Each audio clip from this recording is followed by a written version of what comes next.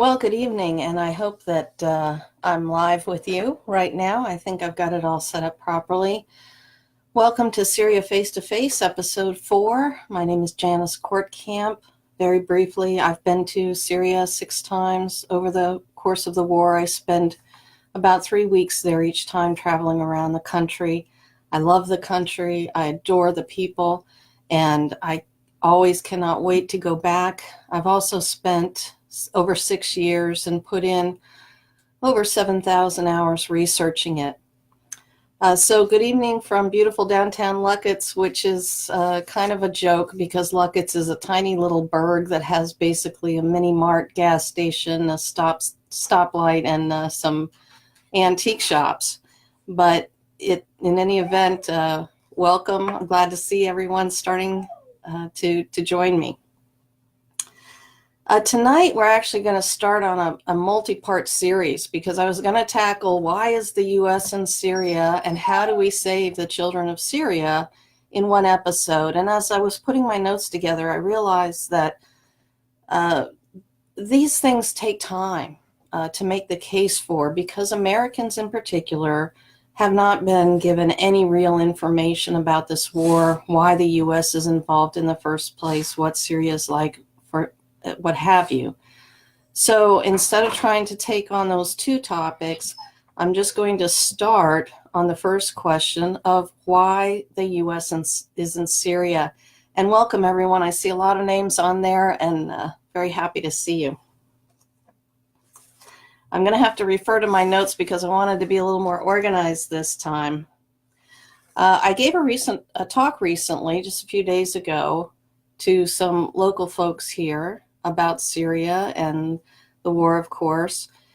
And after I had described Syria, the culture, how Syria, is secular and all religions are protected and respected there, and this beautiful society that they have, the way that Syria empowers women, has so many freedoms for women, and rights and opportunities for women, etc. And I was introducing them to what the U.S. had been supporting in the form of the so-called moderate rebels. And after that went on for quite a while, and I took actually a little too long to do that. I wasn't using the time wisely. The audience was wondering, why is the U.S. in Syria, and hence this particular episode? And I realized that as I was talking, it was such new material to almost everyone there that I really had to slow down and go into the background of what on earth is the U.S., American troops, weapons, etc., doing in this country called Syria that few Americans could pick out on a map. So we're just going to go through and kind of take some time to learn some of the background of why the U.S. is there. But first, I wanted to share a story from Homs. Homs is a city, it's the third largest city in Syria. It's basically the hub of the country. You have the three primary cities. You have Damascus, Homs, and then Aleppo in the north, and they run in almost a straight line south to north on the western side of the country. And these are, like I said, the largest cities in Syria. Homs is the crossroad, though. It seems like all roads lead to Homs and through Homs to get to anywhere else. I love it there.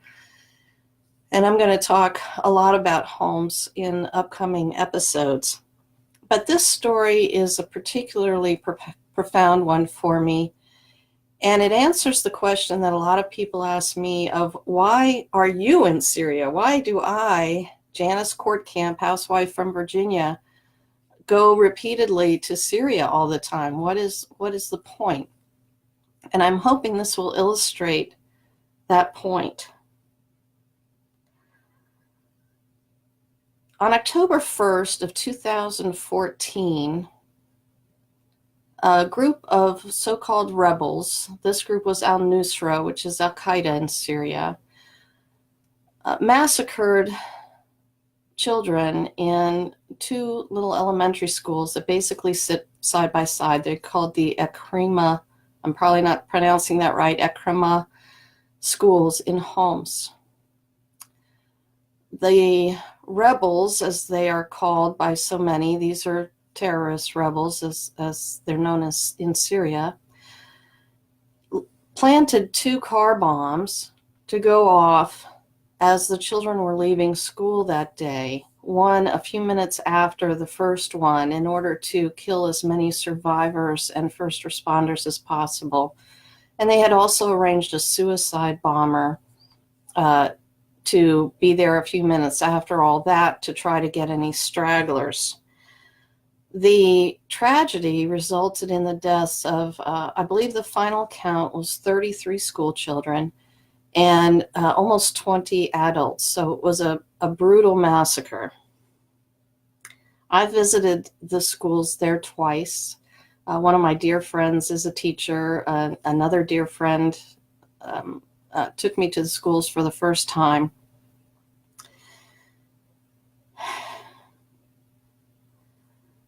Shortly after that blast, just a few days afterwards, after this terrible tragedy had occurred, the schools reopened. They cleaned up.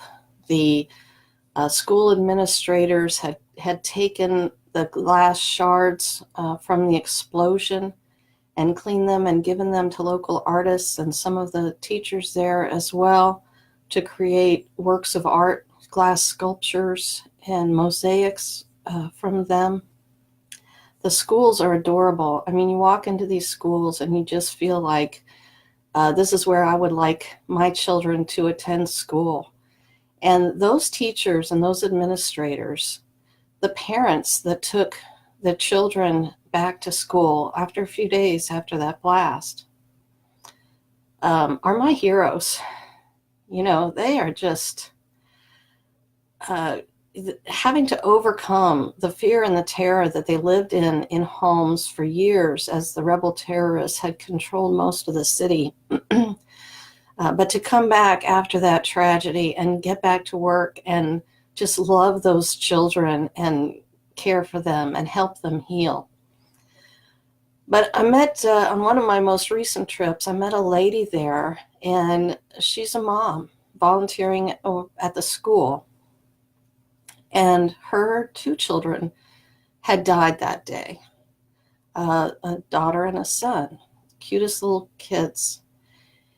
And she had invited me and some of my friends to her home later for tea. And it was very hard to accept that invitation because I knew how much my country was involved in supplying weapons. And yes, even though this is Al-Qaeda that's designated a terrorist group by the United States, we were funneling weapons and support to them through our Free Syrian Army and other outlets. So we were aiding and abetting Al-Qaeda to commit these kinds of atrocities against civilians there. But she had invited us, and one of the things that is important to note about Syria, hello everyone, is they're taught in schools to separate people from their governments.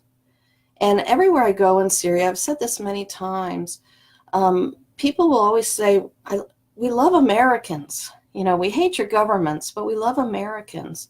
And that's something that's always been very humbling and most welcome for me as an American going over there.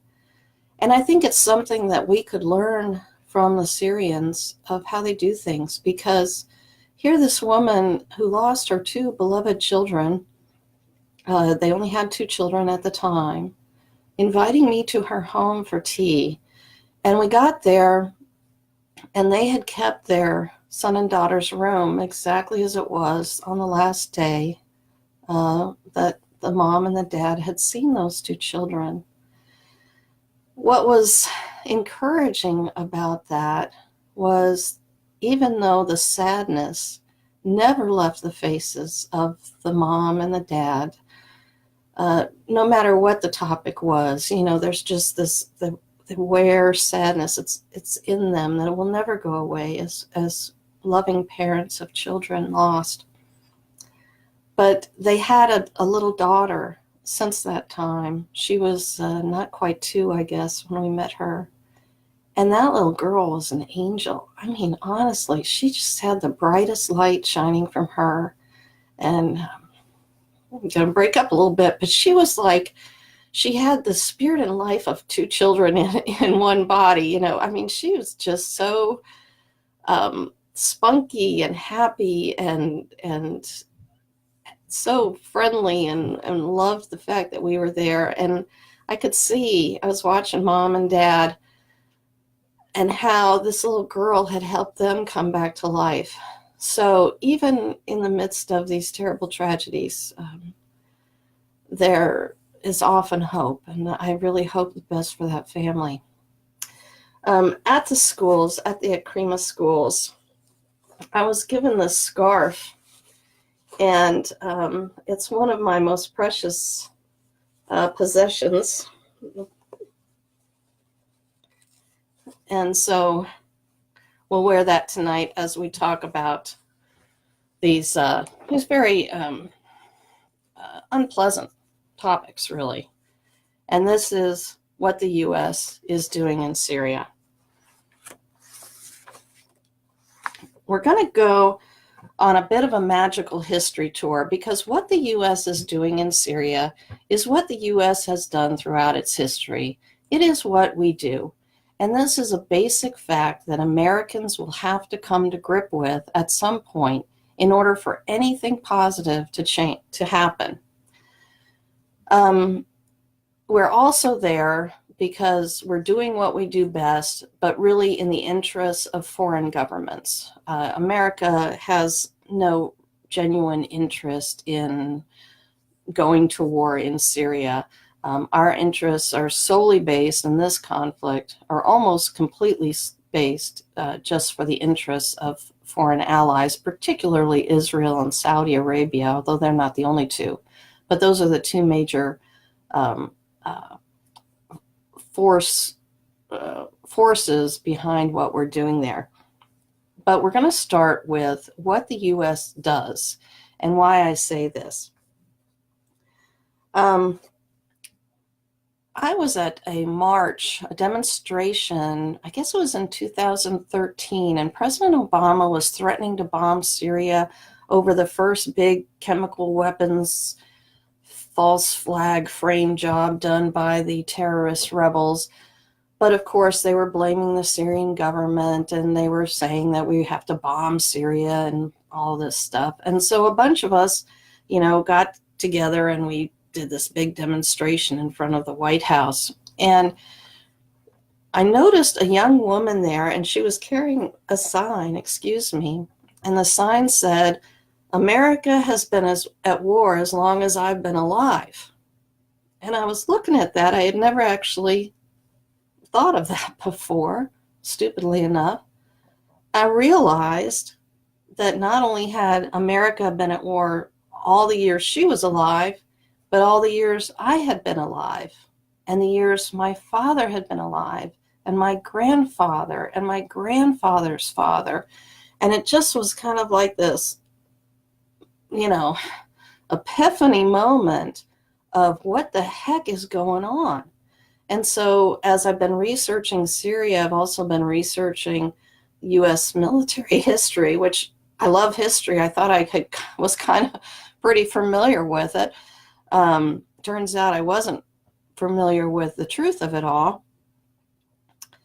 And so I'm going to share with you just a little bit to prove that what I'm saying is true. And we're going to go way back to George Washington, that old, Native American killer himself, but the founder of our country. And he was warning us against getting involved in foreign entanglements and what consequences that would have for our country at that time. But one of the most profound statements made in our history was by John Quincy Adams, who I guess was our 3rd president, 4th. But in 1821, he said this: "America goes not abroad in search of monsters to destroy. She is the well-wisher to freedom and independence of all." Yay, that's good. She is the champion and vindicator only of her own. She will commend the general cause by the countenance of her voice and the benign sympathy of her example. But she knows well that by once enlisting under other banners other than her own, were they even the banners of foreign independence, she would involve herself beyond the power of extrication in all the wars of interest and intrigue, of individual avarice or greed, envy and ambition, which assume the colors and usurp the standard or the flag of freedom. The fundamental maxims of her policy would insensibly change from liberty to force. Please remember that. She might become the dictator of the world. She would no longer be the ruler of her own spirit. America's glory is not dominion, but liberty. And her march is the march of the mind. That was John Quincy Adams in 1821. I want to fast forward a little bit to Mark Twain in 1905. He wrote this extraordinary article called The War Prayer, and it was basically a brittle, scathing critique of the support of American churches for wars of adventure, like what had just happened with America going to war in the Spanish-American War and the Philippines. And it's worth reading. Everyone should read it. But at the end of it, he's saying a prayer like the churches should be praying, because the churches were all support our troops, glory be to God, let's go get them, basically. But Mark Twain thought the prayer should read like this: Lord, our Father, our young patriots, idols of our hearts, go forth into battle. Be thou near them, with them in spirit. We also go forth from the sweet peace of our beloved firesides to smite the foe. O Lord our God, help us tear their soldiers to bloody shreds with our shells. Help us to cover their smiling fields with the pale forms of their patriot dead. Help us to drown the thunder of the guns with the shrieks of their wounded, writhing in pain. Help us to lay waste their humble homes with a hurricane of fire. Help us to wring the hearts of their unoffending widows with unavailing grief. Help us to turn them out ruthless, with their little children to wander unfriended in the wastes of their desolated land in rags and hunger and thirst, sports of the sun flames in summer and icy winds in winter, broken in spirit, worn with travail, imploring thee for the refuge of the grave and denied it. And he goes on and on with what he felt would be a non-hypocritical prayer for the churches to pray. And of course we see this more and more in America, as the Christians here are the largest single group that support these wars overseas. This goes back to the story of this scarf and the little school and the schools in Homs. The reason I go to Syria is because in America, the media did not say one stinking, freaking word about the massacre of those school children in Homs. Not one report here in America. None in Europe either. There was one report I found in Australia, an online article in one media source. Had that happened in London or Paris or Chicago, the whole world would have been in mourning. The world's leaders would have gathered in the street as a show of solidarity against terrorism. But they couldn't. You know why? Because those leaders of the free world were supporting those terrorists that did that. And until the people of America and the people in Europe get this, we're just going to continue to create more and more terrorists, more and more problems. and create the kind of death and devastation and suffering that we've created in Syria and so many other places around the world. After Mark Twain wrote those words, let's go forward to 1957. And General Douglas MacArthur had been in Korea.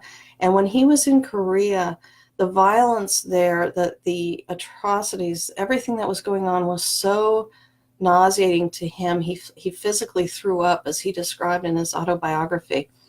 But after that war, and of course he was a man of war, he was a man of the war machine, but at least he did speak the truth in these words. He said, "Our government has kept us in a perpetual state of fear, kept us in a continuous stampede of patriotic fervor, with the cry of grave national emergency." And how much have we been hearing about that with Russiagate and all this other stuff recently? North Korea. When have you heard North Korea spoken of in the last couple of months?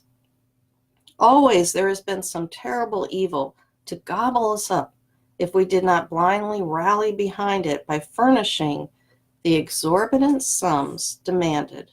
Yet in retrospect, these disasters seem never to have happened, seem never to have been quite real.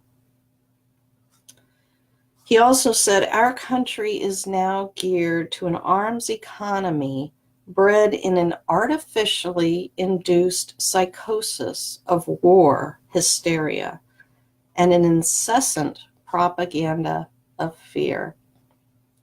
And so, hearken back to the lies that were told about the Iraq War, these so-called WMDs, the weapons of mass destruction that Saddam Hussein was going to use against America if we didn't take him out. It was all nonsense, and they knew it. It was lies. We're going to go more into that in the next session. But the reason that we knew that Saddam Hussein had at least chemical weapons was because in the late 1980s, the United States CIA helped Saddam Hussein launch some of the worst chemical weapons attacks in history against Iran. We are even now using white phosphorus munitions and depleted uranium munitions. The birth defects that we're seeing from Fallujah, I haven't studied it thoroughly enough, but it appears to be just a horrific atrocity. Of course, we napalmed Korea and Vietnam. So we have no business being on a high horse about so-called chemical weapons, and particularly since the allegations against the Syrian government are false. Those were frame jobs that were done by terrorists to frame the Syrian government and create some justification for us bombing Syria that is no threat to the U.S., never been a threat, never wanted to be a threat to the U.S., and is just a really nice country that we chose to take out. I hope this is making sense for everyone. Thank you. I'm getting some great feedback there. General Eisenhower, of course, his famous farewell address included the warning against the military-industrial complex.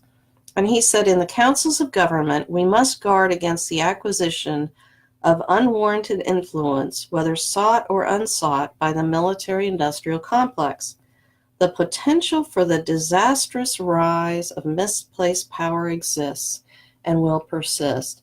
And folks, that was written in the 1950s, and they've been perfecting that ever since. And we're going to talk more about that later. During the Vietnam War, Martin Luther King made many statements against the war and against war in general. This is just one of them. But it addresses this idea of the American people waking up. And there are still a lot of people in America that support these wars. They kind of tend to cheer on our military as though it's their favorite football team in the world. They've convinced themselves that we are the world's policemen, and that's a very serious responsibility. when in fact the world has never asked us to be their policemen, and in fact we aren't their policemen. We're in fact their thugs, their bullies, the people who come to steal, kill, and destroy. Now, it might sound like I'm very anti-America. I am very anti-America's U.S. foreign policy.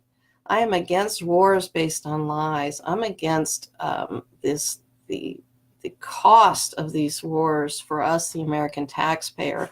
I'm against the fact that they have gotten our children and used them as cannon fodder for their schemes. Because the basic underlying reality is that our wars are fought to make a very, very few wealthy people, wealthy and powerful people, wealthier and more powerful. And this has been the case since the beginning. And let me tell you why. First, this is what Martin Luther King said. I want to say one other challenge that we face is simply that we must find an alternative to war and blood. Amen. Anyone who feels, and there are still a lot of people who feel that way, that war can solve the social problems facing mankind is sleeping through a great revolution. And I think that revolution is really forming here online. So all of us, all of you that are watching tonight and sharing these things, we're all part of this revolution of finding alternatives to war and bloodshed. President Kennedy said on one occasion, mankind must put an end to war, or war will put an end to mankind.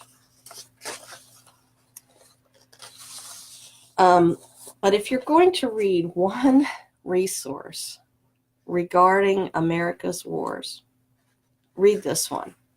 And it's by a fellow named Major General Smedley Butler.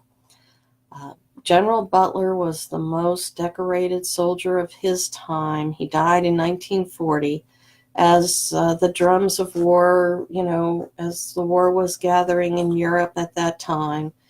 He wrote this pamphlet, and it's something that really should be memorized by every American.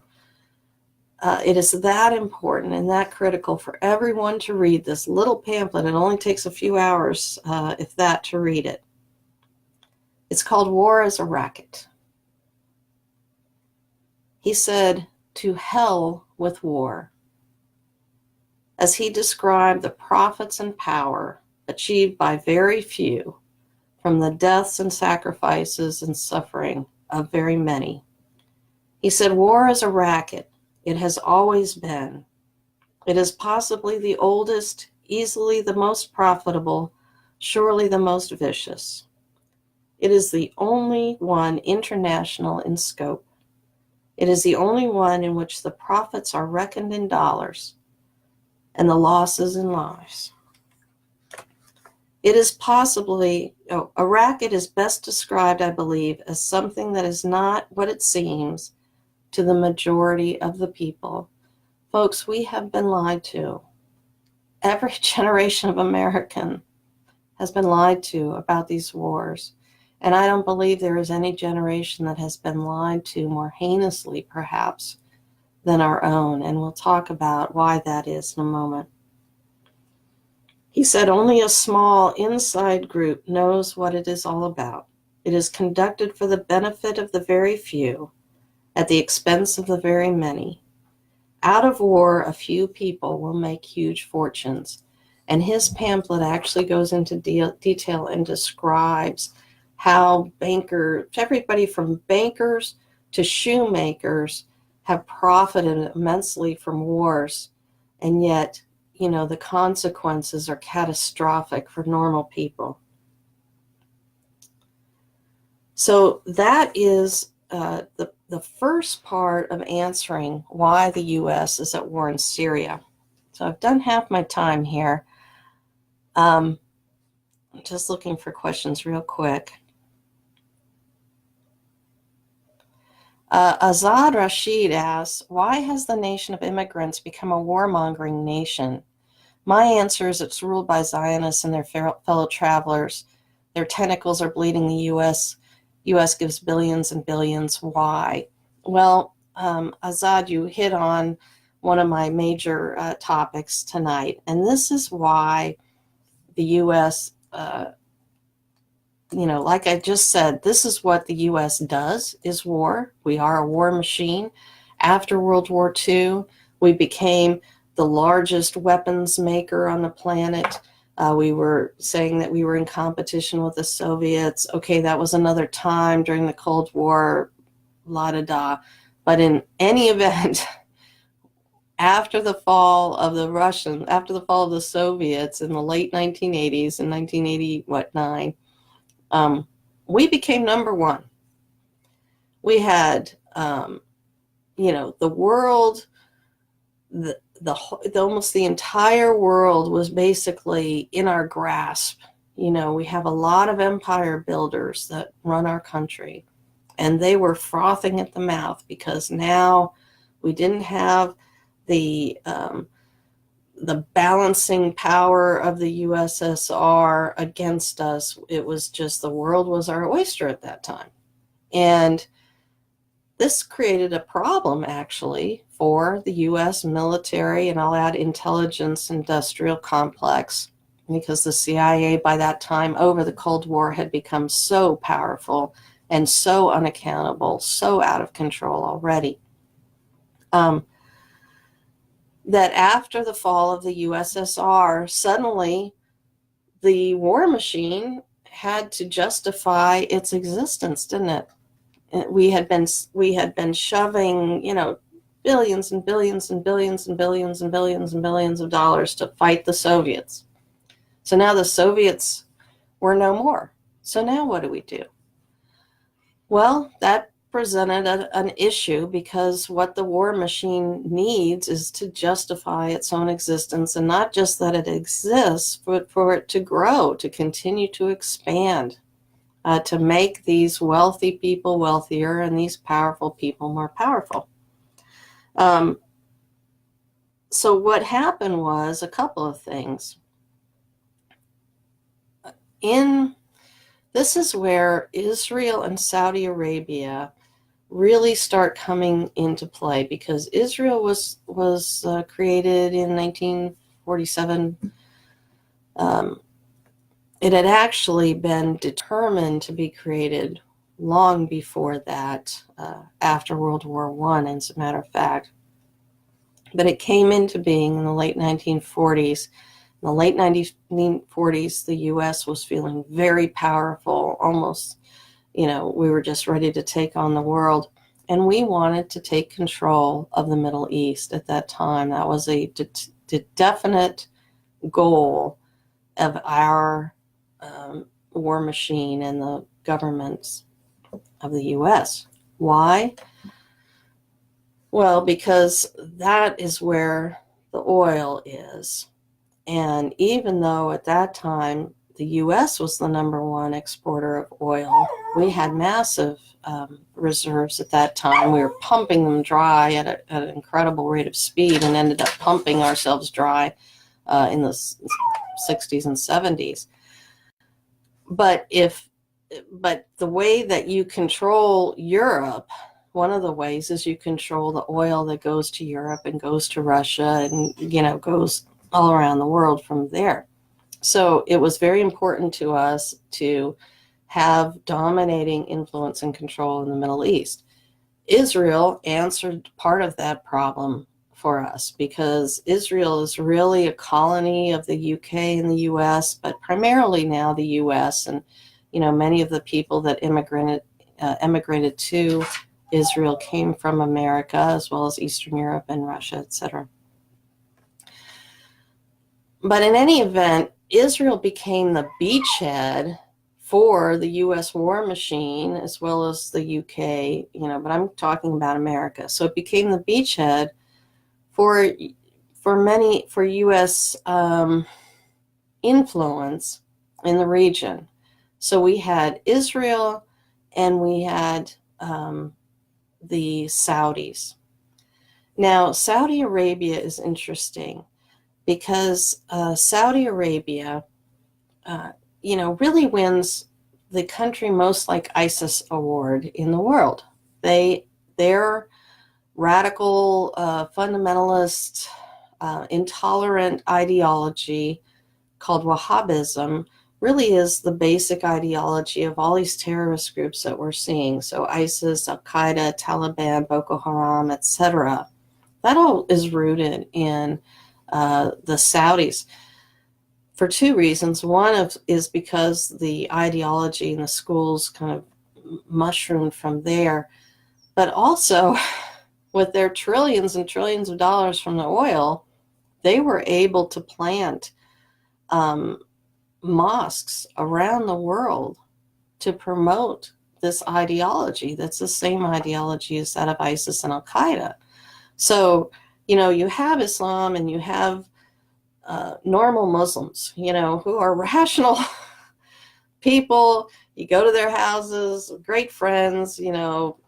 Most of my dearest brothers and sisters in this world are Muslim, and they're very rational people. And then you have this other group, which are the extremists and the fanatics and the fundamentalists, that really do believe that these ideology of ISIS and Al-Qaeda, where, it's up to them to either convert everybody or kill them, blah, blah, blah. That's just a very, very basic summary.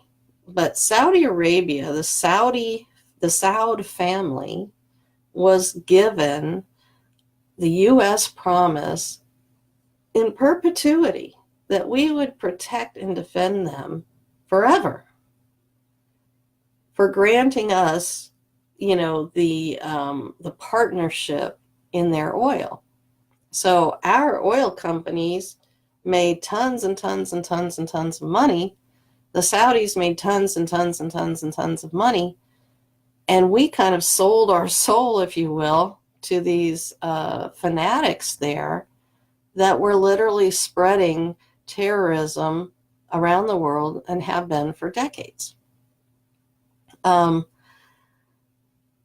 So we have these two primary allies in the Middle East, and it's these two primary allies that have been driving many of these wars, and much of our foreign policy. Of course, Israel is something that's very important to talk about, because unlike, we have this arrangement with Saudi Arabia, but honestly, it's not like people love Saudi Arabia. There are great people that live in Saudi Arabia. I have friends there and from there. It's not against the people. I'm talking about the government and the religious leaders. So we have this relationship with Saudi, but it's not like people are really excited about it. Whereas Israel is something totally different. And what has happened is in propaganda from the government and from the media, we've had this concept of Israel and the U.S. becoming one entity. And this had been going on for decades, and it had gotten to a point where in 1967, when the Israeli army attacked the USS Liberty, our Navy ship with our Navy guys, to sink that ship and massacre the men on board. They didn't succeed in actually sinking the ship, but they killed like 32 of our men. And the relationship at that time was so sick that was completely covered up. Oh, it was a mistake. Oh, too bad. But gosh, they're just our dear friends and our great allies. And so, we'll just chalk that up to a mistake. So it was already sick, that relationship. And what happened was something really started changing in the 80s and 90s and early 2000s to really make it go sicker and sicker and sicker. I mean, Israel went into the Middle East, the Zionists that started that country, and they went in like gangbusters, and they slaughtered people, they massacred villages, they were stealing land left and right. I mean, it was like, some of it could be described as downright ISIS-like. They were doing terrorist attacks, false flags.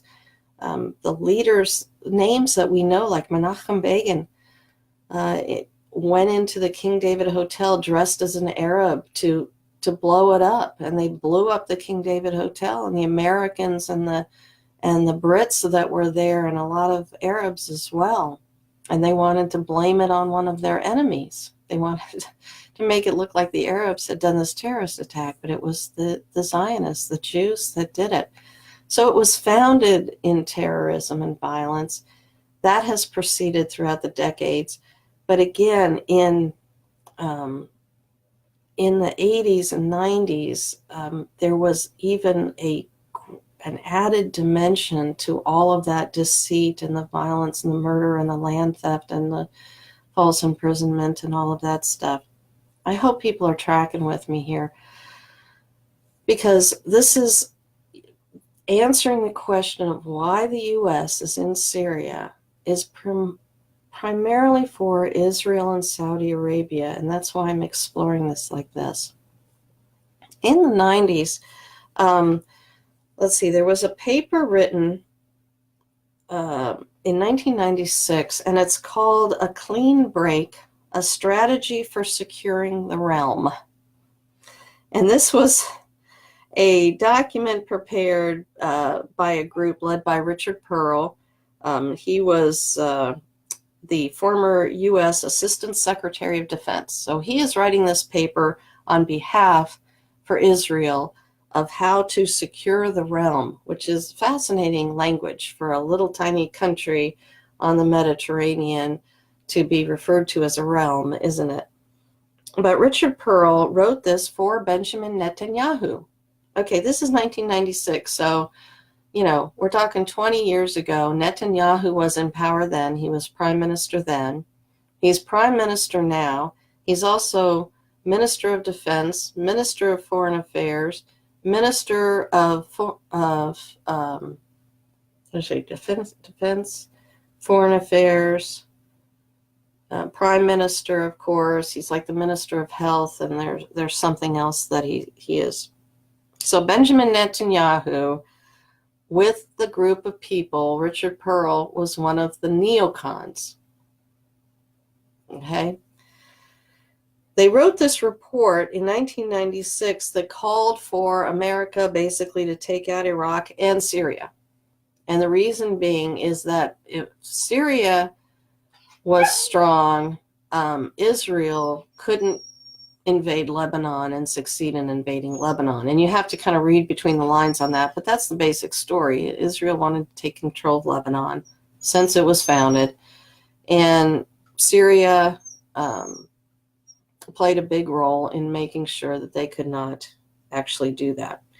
So I encourage everyone to look up the paper called A Clean Break, A Strategy for Securing the Realm.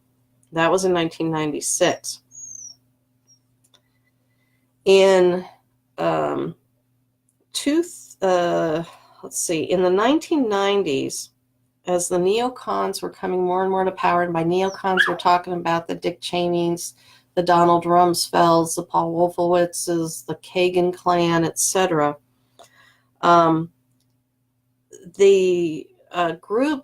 was a group formed of neocons called the Project for the New American Century. And the Project for the New American Century was formed, I forget when they formed, but, in 1997. So it was exactly a year after the document was written about securing Israel as the realm, So in 1997, a year after that, was the Project for the New American Century. And in the year 2000, the Project for the New American Century Committee wrote a manifesto. And the manifesto is called Rebuilding America's Defenses. And in 2001, they were talking about wanting to put America on a path of really preemptive war, of just aggressively going around the world. If we identified any country that we thought was a threat, we would just go in and go to war against them. And this was the hope and dream of the Project for the New American Century. In that document, and this is crucial, John Pilger, many people have written about this, but John Pilger is one of the leading investigative veteran journalists in the UK. And in 2002, he wrote an article called The American Plan, A New Pearl Harbor. Now think about this, folks. This document called Rebuilding America's Defenses, wanting us, little dog wants in, wanting us to go on this this rampage of preemptive war around the world, wherever there was anything, any natural resource we wanted, or any country we thought was going to resist us. That was written in 2000. But that document had a line in there that said, let me see, I've got to find it here.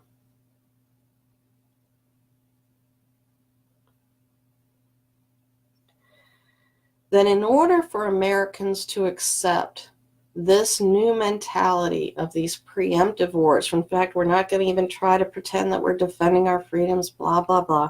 In order for us to actually accept that concept of being this military empire in full openness for the world, it would require, that would take a lot of time unless something happened that was a catastrophic and catalyzing event like a Pearl Harbor.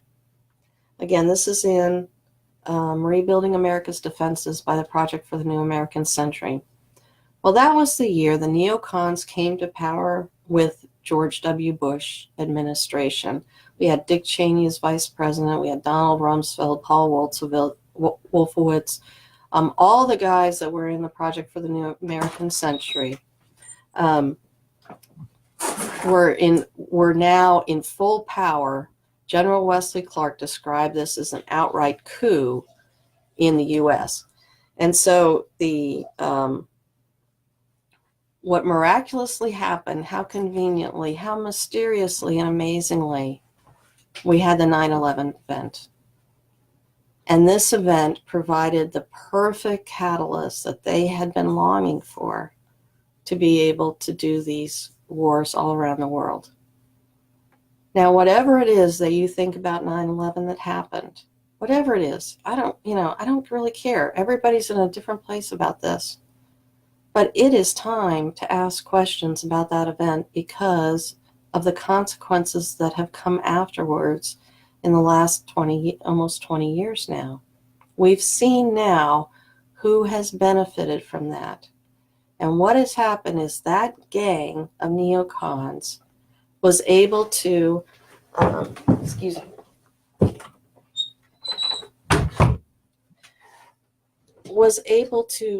to get a golden ticket to wage war anywhere they wanted to around the world.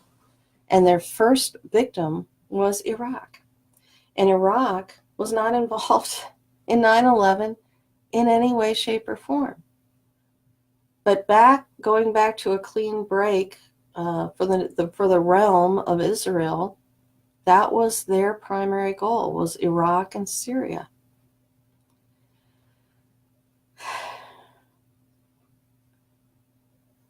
Now, what I'm trying to get around to is I'm building up to this idea that the war in Syria is not a civil war.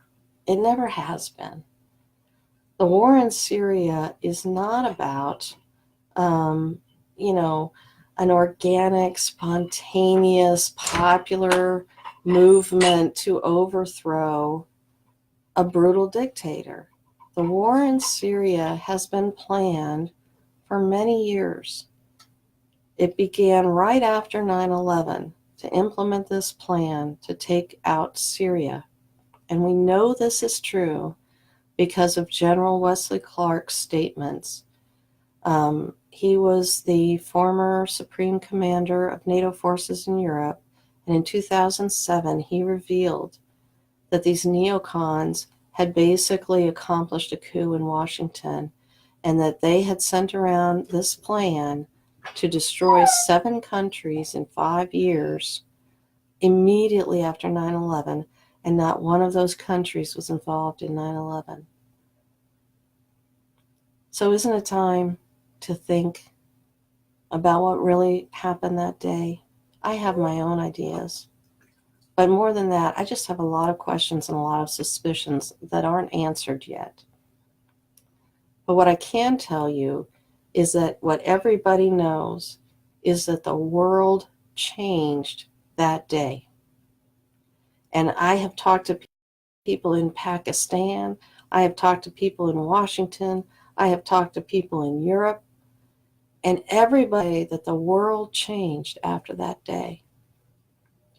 And after that day, whatever vestige of honor that might have remained in our military after 2 centuries of war was gone. Because now we were full out, full aggressor, full liars, full deceivers, and we weren't going to let anybody stop us. But what happened in Syria, this is why Syria is so important, is that all of that momentum was stopped thanks to the resolve of the Syrian people, the Syrian Arab Army, the Syrian president, and its allies, particularly Russia, and also China politically, stopping any further action against Syria at the UN level, and Russia helping militarily, Iran also helping militarily with many things for them, Hezbollah. So what really happened is all of this momentum going forward of the neocons and the project for the new American century, for Israel, for Saudi Arabia, it all came to a grinding halt in Syria. And that's why the whole war machine complex and all of our allies don't want the Syrian war to end. Because if it ends, if we pull out, and that's very questionable, we'll go into that more detail next week. But Syria has oneness. It's kind of like the mouse that roared. I mean, it's a small country, and yet it was able to defend itself against this huge, massive effort that had been gaining momentum over decades, and defeat it. And, if history is recorded properly, this will be literally a time of huge momentous shift in all of these power structures around the world. I think that's about all I have. My husband Sid is waiting. I told him this time, instead of coffee and arak, coffee and tea, because these topics are so heavy and hard, that this would be an arak night. And I asked him if he would get me a glass. But before he brings it in, I have to warn you a little bit about his appearance. My dear husband, on his way to join me at my recent talk about Syria, actually got in an accident in his truck. It's a truck that he had just bought, very old truck, but he was really excited about redoing it and getting it up to speed to be his new work truck. And the headlights weren't working properly, and they were pointed too low. He missed a stop sign, and he crashed embankment, and truck is totaled. And my poor husband got pretty beat up, and he's okay. But his appearance is a little scary for young children. Come in, my dear. Hello, my dear. Hello, my dear. I'm going to pull a chair up. Okay. Yeah, you can hear little dog. John Pilger is Australian. Forgive me. I thought he was in the UK. Scooch over just a hair. Okay. Well, everybody, it's Sunday night, and we're basically drawing it to a close. I want to say thank you for joining us. I brought you something. What we have here is arak. In one of the glasses is water. Of course. In one of the glasses is arak. My dear, Yes, dear. I brought you a present. Water. You notice the arak is crystal clear like water. And then it happens. It turns this beautiful, milky, wonderful, licorice, sweet tasting white. Well, thank you, honey. And I have a toast. please give us your toast. When someone you love is hurt, and if you look at my face, if I ever see my wife hurt, my heart says, ooh, I would that be me instead of her. I took a pretty good banging on my face. My toast tonight is to all of the martyrs, to the Syrian Arab army, to the people in Iraq. My toast is to every single human being that American bombing has killed. What's on my face is nothing. We didn't lose a father, a brother, a sister, an uncle. Perfect. To life and to love. Beautiful.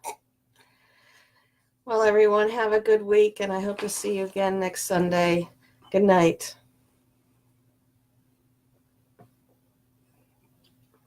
Cheers.